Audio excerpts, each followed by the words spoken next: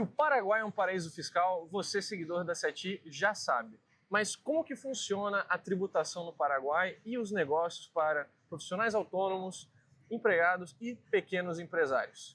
Meu nome é Francisco Littwer, fundador aqui da SETI, e hoje estamos com Pablo e Tancredo, nossos advogados e contador no Paraguai, respectivamente. Amigos, como estamos? Estamos falando de onde? Boa tarde, Francisco. Tudo bem? Bem-vindo aqui ao Paraguai. A gente está aqui em Assunção e, bom, bem-vindo aqui nesse bate-papo. Maravilha. Boa noite, Francisco. Estamos falando aqui de Assunção. É um prazer estar aqui fazendo essa entrevista para esclarecer algumas dúvidas e alguns pontos que podemos trazer da parte jurídica para todos aí. Maravilha. Então, principalmente, gente, vamos primeiro visão geral, como que funciona o sistema tributário aqui no Paraguai, quais são as principais alíquotas que as pessoas precisam ter em mente? Ok, bom, Francisco, aqui no Paraguai a gente tem vários regimes, né, de tributação, né? Quando a pessoa adquire a residência no Paraguai, ela vai primeiramente abrir o RUC, né? O que é o RUC? É o Registro Único do Contribuinte. Então, Francisco, as principais alíquotas que temos aqui no Paraguai são o IVA, 10%, o Imposto de Renda, pessoa física, de 8% a 10%, o Imposto de Renda Empresarial, que ele pode ser simples, 3%, ou geral, 10%. Maravilha. Existe alguma alíquota diferenciada para algum outro tipo de renda ou para categorias diferentes do IVA? Existem certas categorias especiais, né? No caso, o IVA, ele tem a taxa geral de 10%, ele tem a taxa de 5%, não é? Que é para aluguéis e para alimentação, e alguns produtos não têm IVA, como o combustível, por exemplo, né? Ele é zerado de IVA, então isso é bem interessante. O imposto de renda para a pessoa física, a faixa é de 8% a 10% do lucro, não é? E o imposto de renda empresarial, ele tributa de 3% até 10%, né? 3% no simples e 10% é o máximo. Depois temos o dividendo, que é de 8% para o residente quando ele tem a cédula paraguaia, né? Quando ele é residente no Paraguai. Ele não precisa ter a nacionalidade, ele pode ser brasileiro, tendo a cédula paraguaia, ele é residente, tá? Se o sócio da empresa não for residente, ele vai pagar 15%. Então é importante ter a residência paraguaia, né? Maravilha. Outra vantagem de você virar residente no Paraguai é justamente diminuir a retenção de imposto nos seus dividendos. E quais são os principais tipos de empresa aqui no Paraguai, formas jurídicas que a gente tem para explorar quando vai iniciar um negócio por aqui? Bom, Francisco, nós temos a sociedade anônima, assim como nós temos no Brasil. Nós temos também um tipo empresarial que tem sido muito usado, que foi criado há uns 5 anos aproximadamente, que se chama Empresa por Ações Simplificadas. Então, ela é uma empresa por ações, mas ela é constituída de uma forma muito simples, com um processo online. No caso de uma forma mais simples, o processo da SA, que é feito por uma escritura pública. Também existem alguns outros tipos societários, né, como sociedade comandita por ações, que não é mais praticamente usada, e também a empresa de responsabilidade limitada, né? Então, geralmente todos esses tipos empresariais, eles vão exigir 2 sócios para sua constituição, alguns com algumas formalidades um pouco maiores e outros com menos formalidades, mas sempre é muito importante que qualquer pessoa que venha se instalar no Paraguai e tenha interesse em uma abertura de empresa, procure uma assessoria especializada para entender melhor esses tipos empresariais e se qualificar que aquele tipo empresarial que ela está buscando se adequa ao seu negócio. Maravilha. E você mencionou então 2 sócios mínimos, né? Tem algum outro requisito relevante que a pessoa precisa ter para poder instalar uma empresa aqui no Paraguai? Por exemplo, alguns países exigem que tenha um secretário local ou que tenha um diretor morando no país. Como é que funciona essa questão de requisitos de abertura? Sim, perfeito. Até só para fazer um esclarecimento, a empresa por ações simplificadas, chamada EAS, ela permite a sociedade com uma pessoa só. Então, ao contrário das outras, você consegue constituir essa EAS com um só sócio, né? Com relação à representação legal da empresa, aos diretores, existe uma exigência da lei paraguaia de que esse representante legal, diretor, ele tem que ter a cédula paraguaia, né? Então ele tem que contar com a residência no país, ou no caso o sócio que seja estrangeiro deve indicar, né, um desses diretores que seja paraguaio, representante legal da empresa. Então sim, o estrangeiro, um brasileiro ou de qualquer outra nacionalidade, ele pode ser sócio, dono da empresa, mas ele vai precisar indicar um representante legal ou da diretoria que seja com cédula paraguaia. Maravilha. E, Tancredo, você tinha mencionado o regime simples aqui no Paraguai. Então, acho que é interessante também mencionar, né, o brasileiro conhece o regime simples nacional no Brasil. Como que é o regime simples nacional aqui no Paraguai comparado com o regime normal? Ok, Francisco. O regime simples, ele é para atividades empresariais, não é? Então, vamos dizer, eu vou abrir um negócio, não é? Então, eu posso ter na pessoa física uma taxa máxima de 3%. Ele é um cálculo presumido, não é? Mas é realmente muito baixo a taxa, né? Não tem dividendos, então você pode abrir uma empresa, ela tem um limite de $250 mil, mais ou menos, por ano de faturamento, né? E você vai pagar somente 3%, né? Okay. Pessoa física. Agora, vamos dizer que você quer abrir uma sociedade, né? Uma EAS, como mencionou aqui o Pablo. Então, você vai ter, além disso, o dividendo de 8%, né? Quando você decidir distribuir o resultado da empresa, né? Okay. Então, nesse caso, a carga tributária máxima seria de 11%, né? Comparando com a categoria geral aqui no Paraguai, ela paga um máximo de 10% de imposto à empresa e quando a empresa decidir fazer a distribuição do lucro, ela vai pagar adicionalmente 8%, né? Então, a carga tributária máxima combinada seria de 17,2%. Né? Ok. E como que funciona a questão de dedução de despesas aqui no Paraguai, tanto a nível da pessoa jurídica quanto da pessoa física? Ok, boa pergunta. A pessoa jurídica, a empresa, ela pode deduzir todas as despesas que estão relacionadas à atividade dela, né? Isso é de acordo à regulamentação, então não há limite para dedução na empresa, né? Agora, no lado da pessoa física, é muito interessante, né? Porque a pessoa física, ela só começa a pagar o imposto de renda realmente quando ela atinge a faixa de $10 mil por ano, mais ou menos, né? Antes disso, ela não paga nenhum imposto de renda, ela está isenta, ela pode receber salários, etc., prestação de serviço. A partir de $10 mil por ano, ela vai começar a pagar o imposto de renda, a faixa de 8%, ela pode deduzir todos os gastos pessoais e familiares, né? Então, isso é muito interessante. Você pode deduzir a compra de um veículo, não há limite, não é? Você pode deduzir a compra de um imóvel, né? Então, e no caso da moradia, é bem interessante, porque você pode, inclusive, se você ganhou, por exemplo, esse ano 100, você compra um imóvel de 200, você pode continuar deduzindo por 5 anos mais a compra do imóvel, né?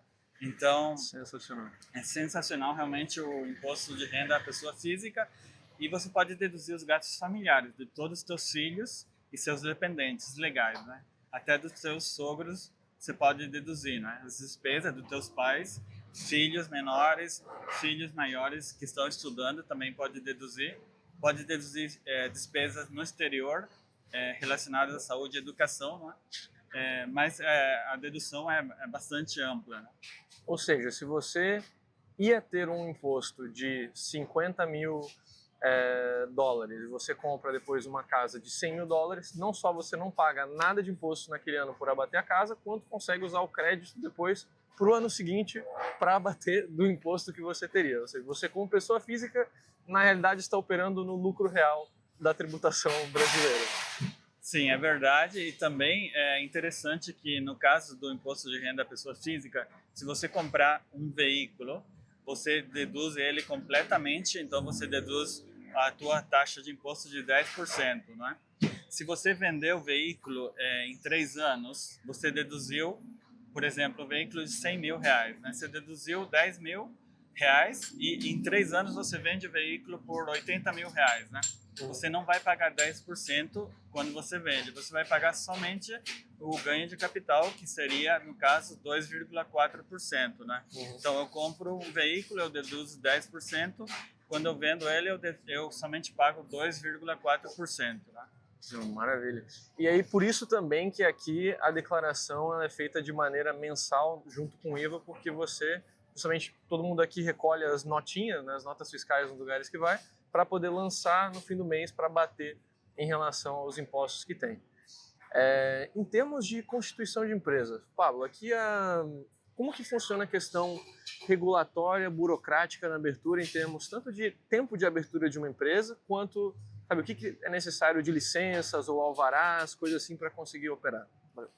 Bom, Francisco, com relação aos tipos empresariais para abertura e, digamos assim, a burocracia de abertura, no caso da ES, que foi esse tipo empresarial criado há alguns anos, ele já tem um procedimento digital, informatizado.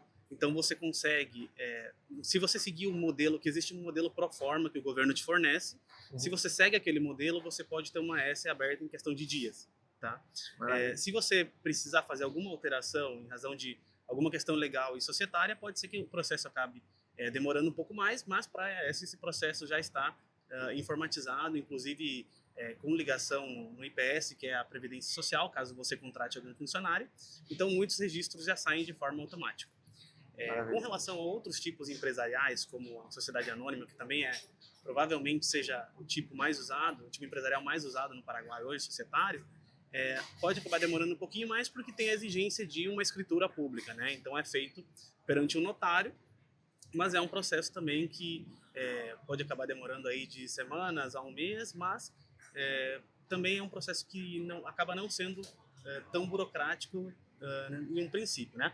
E com essa abertura, com esse contrato que você vai fazer lá com o escrivano, com o notário, depois você faz o registro de beneficiário final da empresa e registra perante o governo essa empresa, né? Perante o Ministério da Fazenda. E geralmente os tipos empresariais seguem esse procedimento, escritura pública, exceto a ES, que vai depender se você vai seguir o modelo do governo ou você vai querer adaptar para alguma necessidade sua. Maravilha. E como que funciona do outro lado, se a pessoa vai optar pelo regime que a gente mencionou de tributar na pessoa física, para atuação profissional aqui no Paraguai, para quem é formado no Brasil, por exemplo? É muito difícil a questão de atuação, participar de ordens profissionais ou mesmo de revalidação de diploma?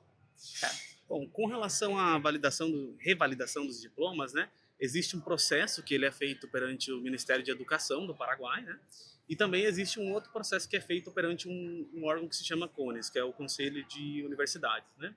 Então, se a pessoa ela quer utilizar o diploma dela para fins acadêmicos, ou seja, não profissionais, ela pode fazer esse registro no CONES e seria aceito, né.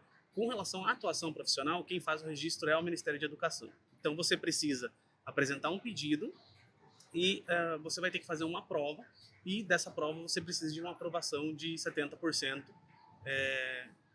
e essa prova é feita por uma universidade. Então, uma universidade que o Ministério vai indicar vai te passar os requisitos para aquela prova, e você vai, no dia que eles indicarem, fazer uma prova da sua área específica, né? A partir disso, o diploma fica validado e aí você registra com o respectivo órgão profissional, né? No caso da carreira de saúde, que tem um processo um pouco diferente com o Ministério da Saúde, mas em outras carreiras aí você acaba vendo o órgão específico de cada carreira, né? Se for direito ou engenharia, eles têm seus registros específicos. Maravilha. Uma dúvida aqui, então, para quem também vai operar a nível da pessoa física como um profissional autônomo aqui, vai abrir o RUC para emitir faturas. Em que situações ele consegue ter a isenção do IVA? Bom, Francisco, o profissional que presta serviço tem dois casos que ele pode ter isenção de IVA, não é? O primeiro caso, se ele for fazer um serviço digital para o exterior, né? O cliente dele estiver no exterior, seja empresa ou pessoa física, e ele prestar o serviço exclusivamente através da internet. Então é um serviço digital, não é? Tem que ser analisado, né, caso a caso. Então ele pode ter a isenção do IVA, que seria 0% de IVA, né? O segundo caso é quando a pessoa não está fisicamente aqui no território, né? Como a tributação aqui no Paraguai é territorial, né? Tanto do IVA como do imposto de renda, então a partir do momento que eu trabalhar um mês fora do território e meu cliente estiver fora também do território, você não vai pagar nenhum imposto, 0 IVA e 0 imposto de renda, né? Mas você mantém a residência fiscal aqui no Paraguai e mantém teu RUC e tudo, né? Exato. A questão da tributação, lembrando, é um regime de tributação territorial, renda do exterior é isenta. Então, se você também mantém uma empresa no Brasil ainda ou nos Estados Unidos e aí recebe esses dividendos serão isentos aqui no Paraguai. Porém, se você não possui uma empresa e opera como profissional autônomo, aí você tem que se atentar à questão do IVA, mas você vai ter ou não dependendo da sua clientela e de onde você vai realizar o seu serviço. Um ponto do RUC também que acho que é importante as pessoas entenderem é em relação a como é que é a questão do RUC ativo, o RUC congelado e como isso afeta a capacidade da pessoa de obter uma certidão de residente fiscal aqui no Paraguai. Correto, Francisco. Então, você tem a opção, quando você abrir o RUC, de suspender o RUC, não é? Mas isso pode afetar você obter o certificado de residente fiscal, não é? Que é importante para você demonstrar para o teu país que você está contribuindo aqui e é residente fiscal aqui, não é?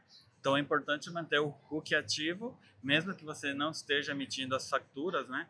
Seria no caso zerado, mas você está apresentando todos os meses, mantém ativo, então você mantém a residência fiscal, né? Tudo em dia. E só adicionando o ponto do ganho de capital, não é? Então você nem sequer declara, né? Se você tem dividendos no exterior, você não reporta, né? Você não reporta teu patrimônio, tuas contas bancárias, casas, veículos, etc, né? Isso é bem interessante. Você não reporta aqui também. Se você tem aqui tuas contas bancárias, casas, imóveis, não é necessário reportar no imposto de renda, né? Você somente reporta as receitas e teus gastos. Sim. Sem estresse, sem ter que ficar apresentando cada último centavo de tudo que você ganha. E por último também, Pablo, em relação à questão regulatória, né? Você é brasileiro, tem experiência com o ambiente de negócio do Brasil e também é advogado aqui no Paraguai. Como que você considera a diferença entre o cenário regulatório para o empreendedor e quais indústrias você particularmente vê que, sabe, aqui acaba sendo mais simples de realizar negócio do que no Brasil? Bom, Francisco, com relação à regulação aqui no Paraguai, é muito importante que os investidores, os brasileiros que vêm para cá, sejam empresários ou pessoas físicas, tenham entendido que o sistema aqui ele é um pouco diferente, tanto na formação legal como regulatória do Brasil, né? Então, acaba dependendo muito do setor em que a empresa vai se instalar aqui. Então, o setor de saúde tem uma regulação específica, o setor de educação tem outra saúde. Então, você acaba precisando de uma análise regulatória específica a depender do tipo de empresa que você vai abrir aqui no Paraguai. E é sempre importante ter um auxílio nesse primeiro momento, porque a regulação do Paraguai, como ela acaba sendo diferente, você precisa ingressar no mercado tendo já a noção de como funciona o sistema do país, né? E você consegue chegar de uma forma mais segura, com maior segurança jurídica. Com relação aos setores que eu vejo que especialmente os brasileiros têm focado muito, é o setor de serviços, né? Tem algumas franquias que estão se instalando aqui, franquias brasileiras. A parte de indústrias, né? Com relação ao regime de maquila também, tem recebido muitos investimentos, especialmente na indústria têxtil, indústria de autopartes, né? E a própria área de serviços também, né? Como eu mencionei, tem empresas de franquia, mas tem pessoas que vêm aqui para abrir também alguma prestação de serviço. Então, realmente existe aí um leque muito grande de oportunidades, né? Também em outros setores, temos investidores que já me procuraram de construção, da própria área da saúde, né? Que tem suas regulações específicas, que nem eu falei. Então, é um país que está em franco crescimento e que acho que tem boas oportunidades para todo mundo. E também, apesar de ter regulação nesses setores específicos, é uma regulação que acaba sendo mais aberta que a do Brasil, digamos assim, né? Acaba dando maiores possibilidades. Maravilha. Então, para quem ficou interessado, gostaria de empreender aqui no Paraguai ou mesmo trabalhar como um profissional autônomo, saibam que vocês terão um apoio completo aqui com a CETI, com o Pablo e com o Tancredo, parte de advocacia e contabilidade completa para o seu negócio. Se você ficou interessado, mande uma mensagem para a gente no link abaixo, você vai poder entrar em contato, conversar diretamente com os nossos profissionais e inscreva-se para mais vídeos como esse, estaremos lançando mais alguns conteúdos dessa minha viagem agora para o Paraguai. Obrigado, gente, foi uma honra e Obrigado. até a próxima.